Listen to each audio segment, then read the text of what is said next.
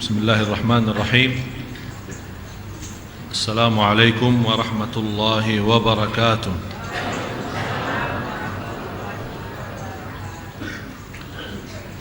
Innal hamdalillah nahmaduhu wa nasta'inuhu wa nastaghfiruh wa na'udzu billahi min shururi anfusina wa min sayyiati a'malina. May yahdihillahu fala mudilla lahu wa may yudlil fala hadiya lahu. وأشهد أن لا إله إلا الله وحده لا شريك له وأشهد أن سيدنا ونبينا محمدا عبد الله ورسوله. اللهم صل وسلم وبارك على سيدنا محمد وعلى آله وصحبه ومن تبعهم بإحسان إلى يوم الدين. سبحانك لا علم لنا إلا ما علمتنا إنك أنت العليم الحكيم. Maha suci Allah, saya tidak mempunyai ilmu apa-apa, hanya saja apa yang diberikan oleh Allah Subhanahu wa ta'ala. Segala sesuatu yang kita miliki sesungguhnya milik Allah. Oleh karena itu jangan anda sedih atas kehilangan dan kekurangan sesuatu, karena semuanya dari Allah dan kembali kepada Allah Subhanahu wa ta'ala. La haula wa la quwwata illa billahil aliyil azim. Bahasan kita khusus untuk hari ini sangat diperlukan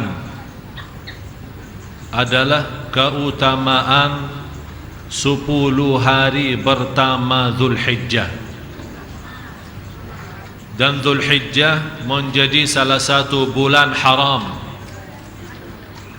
Ada 4 bulan di antara 12 bulan, ada 4 bulan yang dinamakan bulan haram, bulan suci, bulan agung.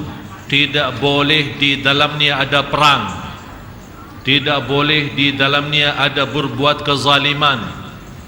3 bulan berturut dan 1 bulan pisah. 3 bulan berturut adalah Syawal, Dzulqa'dah dan Dzulhijjah, yang dinamakan bulan-bulan haji.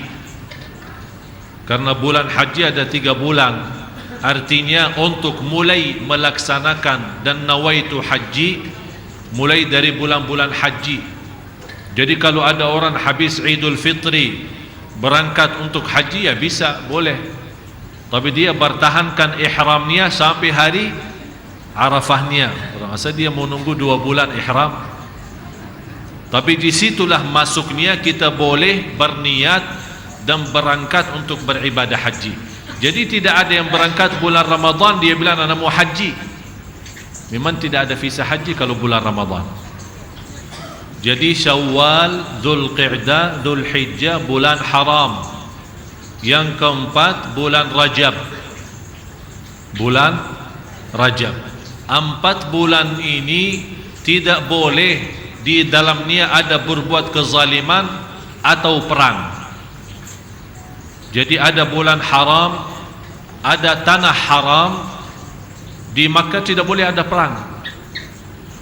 Dan kejadian peristiwa perang waktu tahun Fatah Makkah, tahun 8 Hijriyah, itu Allah mengizinkan Rasulullah SAW untuk berperang hanya di waktu yang sementara. Habis itu kembali lagi Makkah dan tanah suci dan haram, tidak boleh ada perang dalamnya. Dan bulan Dzulhijjah ini menjadi bulan yang terakhir di tahun Hijriyah. Kalau bulan Masihiyah tahun akhir bulan 12 Desember. Kalau bulan tahun Hijriyah adalah Dzulhijjah. Berarti kalau sudah masuknya Muharram itu namanya tahun baru Hijriyah. Di 10 hari pertama sangat utama untuk beramal saleh. Sampai Allah sendiri bersumpah dalam 10 hari pertama Dzulhijjah itu, sebagaimana firman Allah, wal fajri walayalin ashr. Walaupun ada berbeda pendapat antara ulama, penjelasan walayalin ashr, malam-malam yang 10 Sebagian ahli tafsir menjelaskan yang dimaksud adalah 10 malam akhir Ramadan. Tapi sebagian besar dari ahli tafsir yang dimaksud adalah 10 pertama bulan Dzulhijjah, sebagaimana penjelasan Imam Ibnu Katsir rahimahullah. Dan jamaah sekalian, Bapak Ibu, kalau Allah bersumpah terhadap sesuatu, berarti sesuatu itu sangat agung.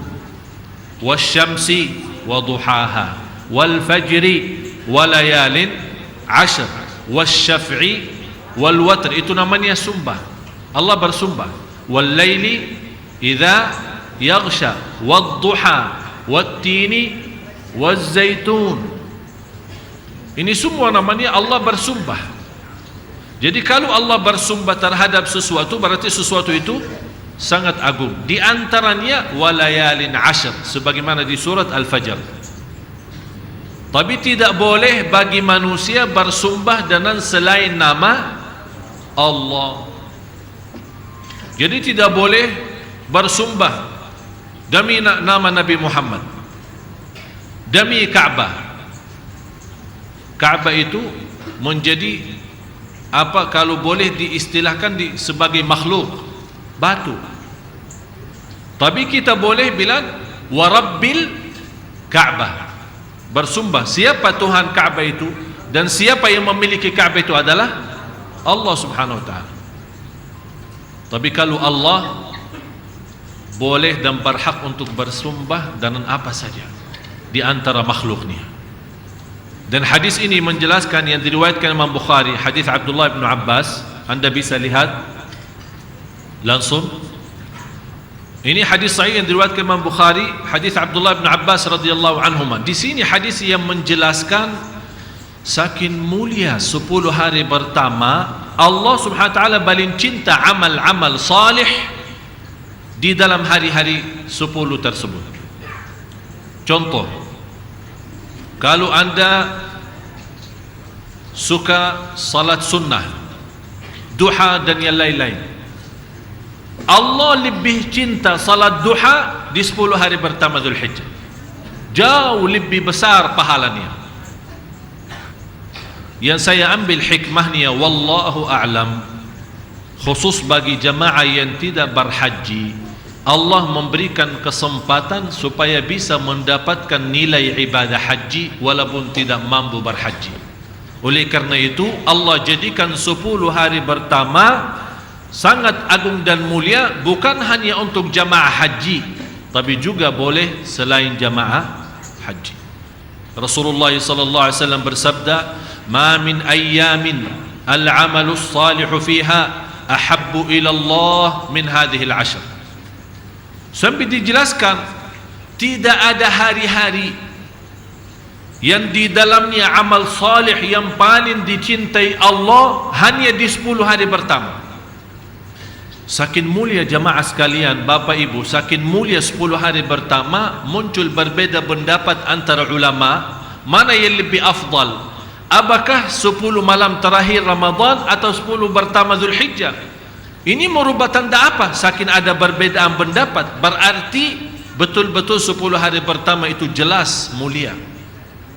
Sampai tidak ada sepakat antara ulama 10 Ramadan terakhir adalah lebih baik daripada 10 pertama Dzulhijjah. Belum disepakati, masih berbeda pendapat. Saking ini bunya kemuliaan, dan juga ini bunya kemuliaan. Dan salah satu hadis ini yang diriwayatkan Imam Bukhari, tidak ada amal salih di selain 10 hari pertama yang paling dicintai Allah sebagaimana di 10 hari Dzulhijjah itu. Sampai ada sahabat kaget mendengar berita gembira, sampai ada yang bertanya, "Ya Rasulullah, terus bagaimana jihad fi sabilillah yang senilai amal jihad?" Tidak sampai. Masih amal salih lebih jauh baik daripada jihad fi sabilillah, kecuali jihad itu orang keluar dari rumahnya dengan jiwa dan harta dan tidak balik lagi, berarti dia sudah menghabiskan hartanya di jalan Allah, kemudian dia mati syahid, baru bisa menjadi nilai ibadah di dalam 10 hari pertama. Apa kewajiban dan yang kita memerlukan untuk melaksanakan amal salih. Banyak amal-amal salih yang kita bisa lakukan selama 10 hari pertama mulai dari hari ini.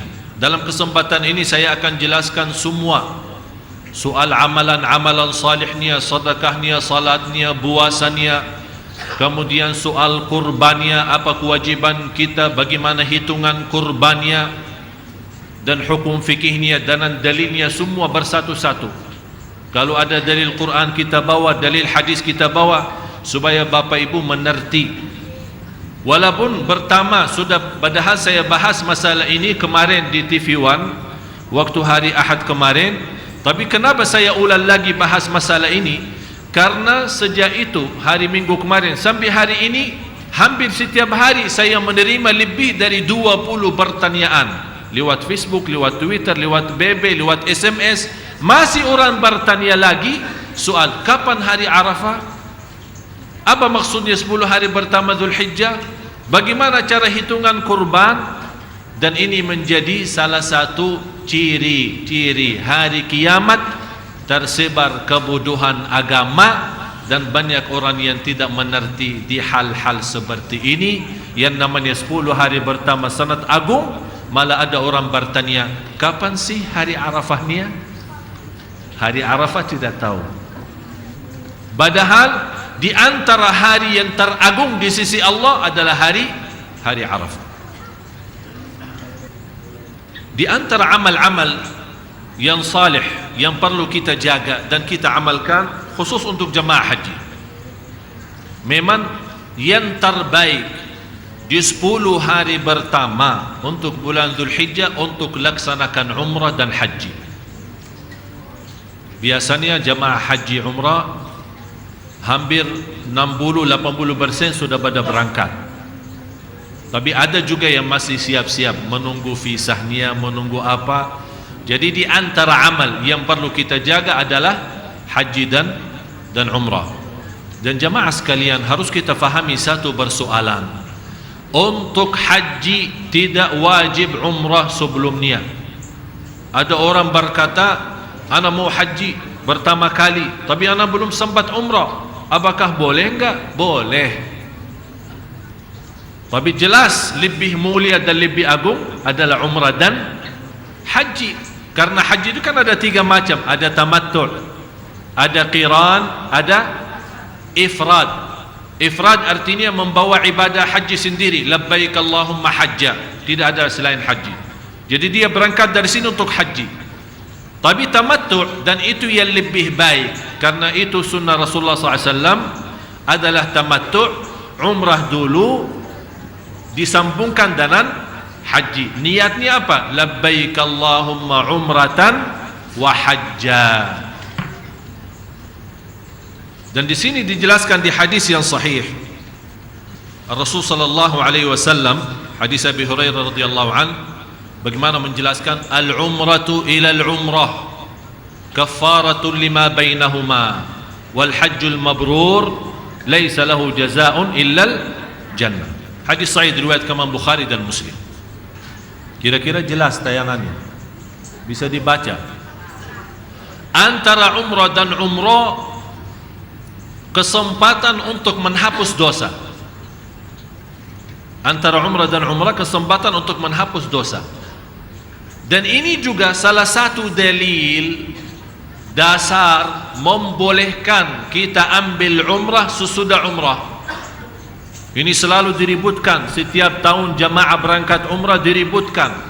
Katanya ustaz kita tidak membolehkan, ada ustaz lain membolehkan. Yang benar mana sih? Bingung. Jadi dia habis selesai umrah, dia ingin mau umrah lagi, mau balik ke At-Tan'im atau ke Ju'rana atau ke mana, keluar batas Masjidul Haram, kemudian ambil umrah lagi, nawaitu umrah, ihram lagi, kemudian masuk lagi. Padahal baru pagi hari dia umrah atau siang hari umrah, dia ingin malam hari juga umrah lagi. Ini membuktikan tanpa ada batas. Tanpa ada batas. Umrah antara umrah sama umrah. Apakah antara umrah sama umrah 1 tahun? Berarti selama 1 tahun terhapus dosa kita. Antara umrah sama umrah yang akan datang satu hari, berarti selama satu hari terjamin ampunan dosa kita. Karena tidak ada satu ayat atau hadis membatasi antara umrah sama umrah harus satu bulan, atau harus satu minggu, atau harus satu tahun. Tidak ada. Apalagi bagi jamaah yang jauh semacam jamaah Indonesia. Sayang, dia tidak tahu kapan sempat lagi. Jadi dia datang hanya 4 hari atau 8 hari di Makkah. Silahkan, mau setiap hari 10 kali umrah, mampu silahkan. Kesempatan. Kita belum tahu, bisa pulang ke negerinya tidak sempat lagi umrah atau lihat tanah suci lagi. Oleh kerana itu manfaatkan daripada belanja, berkeliling tawaf Safa Marwah di pasar, di mall. Safa Marwah antara mall sama mall. Dia salah hitungkan berapa tawafnya, salah hitungkan berapa Safa Marwah, tapi tidak pernah salah hitungkan berapa mall yang dia lewatin dan dia belanja. Jadi kesempatan daripada belanja, belanja takwa, belanja hidayah, belanja ampunan, belanja ridha Allah, berumrah berkali-kali. Karena ini kesempatan. Wal hajjul mabrur laisa lahu jazaa'un ilal jannah. Haji yang mabrur, saking mulia haji mabrur, tidak ada balasan selain surga. Yang paling nikmat haji mabrur jalan kaki. Itu paling nikmat. Jadi semua karena kita dengan keluarga, adik saya Muhammad dengan istrinya, saya sama ibu saya, ada adik sama ayah saya, selama kita berhaji antara Safa, Marwah, kemudian Arafah, Mina, Muzdalifah, tidak pakai mobil sama sekali.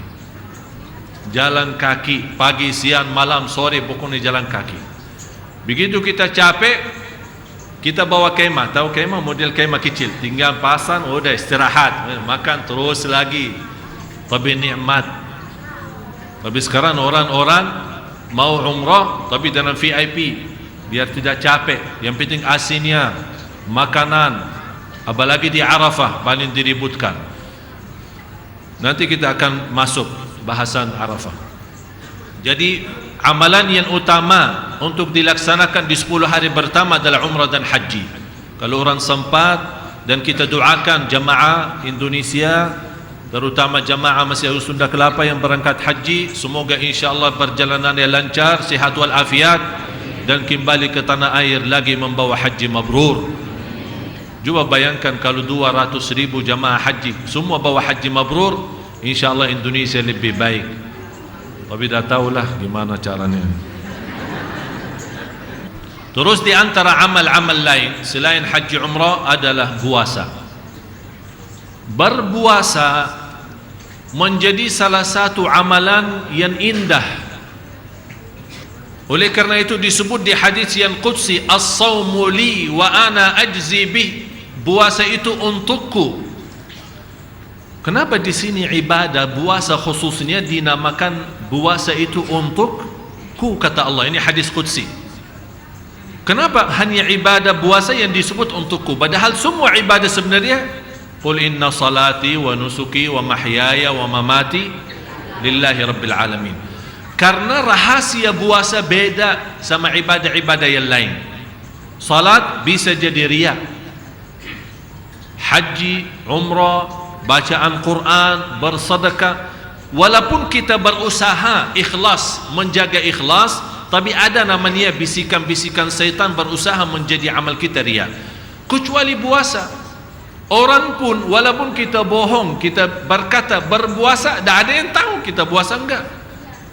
Bisa sambil wudu terus minum, dan di sebelah kita dia fikir kita, tapi separuhnya buang, separuhnya minum.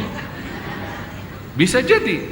Oleh karena itu Allah rahasiakan pahalanya. Semua amal saleh dibalas oleh Allah 10 kali lipat kecuali puasa.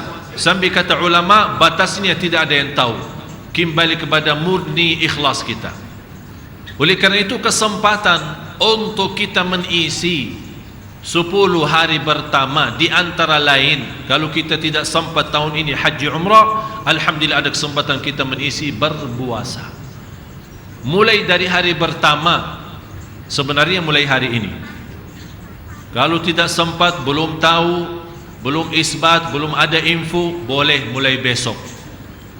Nawaitunya apa? Karena puasa hari Arafah adalah puasa sunnah, berarti boleh 2 in 1. Tahu 2 in 1? Puasa hari Arafah, puasa hari 10 pertama Zulhijjah plus hari Kamis. Jadi nawaitunya 2. Itu namanya 2 in 1. Alhamdulillah, plus boleh ya.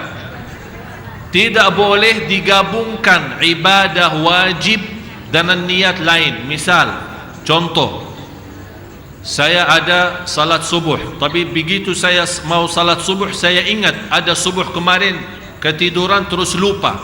Udah, ya Allah, nawaitu subuh hari ini plus yang kemarin. Itu dah bisa. Itu ibadah wajib. Kalau wajib tidak boleh digabung. Tapi contoh, saya begitu masuk masjid jam 11, habis saya wudu, dan ada kebetulan ada acara. Kalau saya mau laksanakan sunnah wudu, tahiyatul masjid, kemudian sunnah duha, habis waktu. Dan acara orang pada tunggu. Apalagi orang itu ustaz atau orang yang membawa acara. Udah masuk, nawaitu 3 in 1. Duha, tahiyatul masjid, sunnah wudu, 3 in 1. Udah, bismillah, Allahu Akbar, salat. Semuanya terhitung dapat 3-3-nya. Nawaitunya bagaimana? Kalau ada yang mudah, jangan cari yang susah.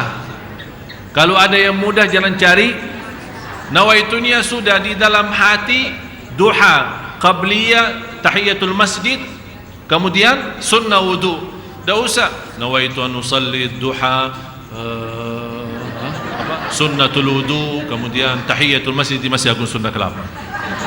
Nanti salah sebut lagi, nanti ulang lagi niatnya. Udah, nawaitunya masuk sunnat tahiyatul masjid, sunnah wudu, kemudian sunnah duha. Jelas? Termasuk puasa sunnah. Ini sekarang kita mengharapkan ada di antara bapak ibu yang suka puasa Nabi Daud. Silahkan tetap puasa Nabi Daud, tapi tambah lagi plus puasa hari 10 pertama Zulhijjah, supaya kita mendapatkan nilai ibadah 2. Ibadah puasa Daud, ibadah puasa hari Kamis, ibadah puasa keutamaan Zulhijjah ini. Malah cuba lihat kabar gembira bagi orang yang suka berpuasa lillahi ta'ala. Tidak ada alasan. Satu hari fi sabilillah. Alasannya apa? Kalau ditanya, oh saya puasa hari ini karena Kamis, itu berarti ada alasan. Tapi ada orang ditanya, ente kenapa puasa? Saya puasa hari ini lillahi ta'ala. Tidak ada alasan. Cuman saya mau mendekatkan diri saya kepada Allah lewat puasa sunnah. Apa pahalanya? Coba. Rasulullah sallallahu alaihi wasallam bersabda, "Ma min 'abdin yasumu yawman fi sabilillah illa ba'adallahu anhu an-nar 70 kharifah." Tidak ada yang puasa satu hari karena Allah, tidak ada alasan karena sunnah atau yang lain, lillahi ta'ala, murni, akan dapat dijauhkan oleh Allah dari neraka Jahannam 70 tahun. Ini baru satu hari. Hadis ini sahih, muttafaqun alaih. Dan harus fahami bapak ibu, dalam ilmu hadis ada 2 kata. Ya, tolong perhatian, ada 2 kata.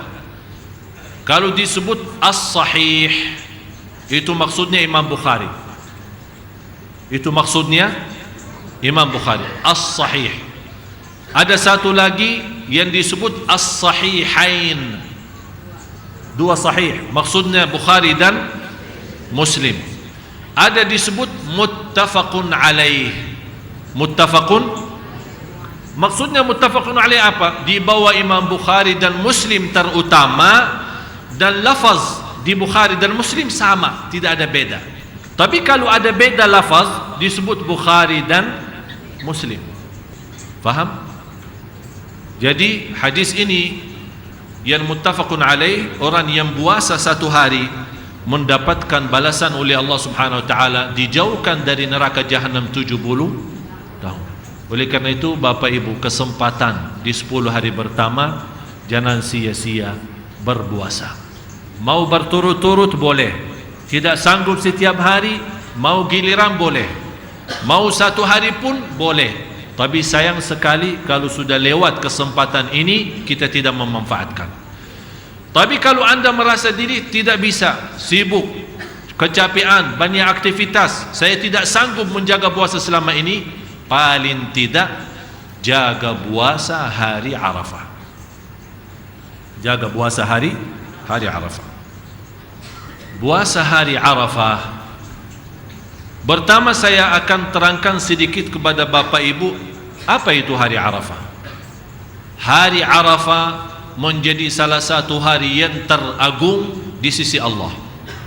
Dan di hari Arafah Allah membebaskan banyak hamba-hamba dari neraka jahanam. Coba kalau di antara orang, di antara hamba Allah sebelum hari Arafah masih dihukum di sisi Allah sebagai ahlun nar, sebagai ahli neraka, begitu datangnya hari Arafah Allah bebaskan, diselamatkan. Walaupun antara perbedaan antara ulama, yang dimaksud bebasnya dari neraka jahanam adalah ahli Arafah yang berdiri di padang Arafah. Tapi mudah-mudahan dengan puasa kita di hari Arafah, dan puasa hari Arafah tidak dibolehkan untuk orang haji. Yang non haji baru boleh puasa. Apa keutamaannya, apa fadilahnya, apa pahalanya? Mendapatkan ampunan dosa lalu sama dosa yang tahun yang akan datang. Sebelum dosa sudah diampuni duluan loh. Enak ya? Tapi jangan macam-macam. Walaupun sudah diampuni depannya, kita belum berlaku dosa. Dan puasa hari Arafah bukan hanya tahun kemarin, tahun lepas, malah tahun yang akan datang. Sebagaimana Rasulullah SAW mengharapkan, dan kalau Rasulullah mengharapkan berarti sudah terkabul. Harapan Rasulullah SAW adalah puasa hari Arafah menghapus dosa tahun lalu sama dosa yang tahun yang akan datang. Di hadis yang disebutkan Rasulullah SAW bersabda, "Siyamu yaumi Arafah ahtasibu 'ala Allah an yukaffira as-sanata allati qablah wallati ba'dah." Mudah-mudahan kita bahagia selamat dunia akhirat. Mudah-mudahan Bapak Ibu dikuatkan imannya di akhir hayat kita dengan husnul khatimah. Mudah-mudahan ya arhamar rahimin urzuqna ilman nafi'a wa rizqan tayyiba wa amalan salihan mutaqabbala. Ya Allah, pelihara iman kami, pelihara keluarga kami, anak dan cucu kami supaya menjadi anak salih salihah. Ya Allah, berilah kepada kami petunjuk kepada jalan yang lurus. Bagaimana Engkau berikan kepada kami kemudahan sama-sama berkumpul di Masjid Agung Sunda Kelapa ini. Berilah kepada kami kemuliaan, sama-sama jumpa lagi di surga-Mu ya Allah bersama Nabi Muhammad sallallahu alaihi wasallam. Ya Allah ya arhamar rahimin, di antara Bapak Ibu yang punya hajat dunia akhirat, hajat lahir batin, aku mohon tidak ada yang keluar dari masjid ini sampai dipenuhi segala hajatnya, diselesaikan segala keperluannya, dan dikabulkan dan diterima segala hajatnya lahir batin dunia akhirat ya rabbal alamin. Ighfir lana wa liwalidina wa li jami'il muslimina wal muslimat wal mu'minina wal mu'minat al ahya'i minhum wal amwat innaka sami'un qaribun mujibud da'awat. Ya Allah, berilah pertolongan Engkau ya Allah untuk saudara kami di Syria ya Allah ya arhamar rahimin. Angkat musibah mereka ya Allah, kuatkan iman mereka ya Allah, berilah kemampuan sabar menghadapi ujian dan cobaan ya rabbal alamin. Ya Allah, lindungilah negara kami Indonesia, menjauhkan dari segala bala dan musibah, menjadi negara baldatun tayyibatun wa rabbun ghafur. Rabbana atina fid dunya hasanah wa fil akhirati hasanah wa qina adzaban nar. Wa sallallahu ala sayyidina wa nabiyyina Muhammad wa ala alihi wa sahbihi wa sallam, walhamdulillahi rabbil alamin.